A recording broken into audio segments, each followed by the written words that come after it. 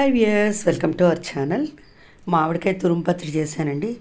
మాకు తెలిసిన వాళ్ళు మామిడికాయలు ఇచ్చారు, 10 కాయలు. ఏం చేయాలో తెలియక తురుము పచ్చడి చేసేసాను. దానికి మామిడికాయలు చక్కగా చెక్కు తీసేసి తురిమేసుకున్నానండి. అలాగే ఆవాలు, జీలకర్ర, మెంతులు, ఎండుమిరపకాయ, ఇంగువ వేసి తిరమాత పెట్టుకున్నాను.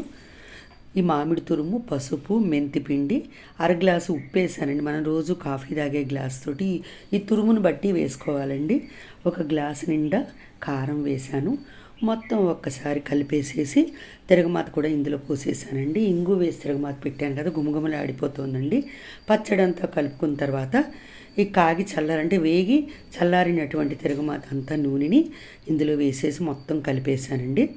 చక్కగా ఇది వేడి అన్నంలోకి చాలా బాగుంటుంది.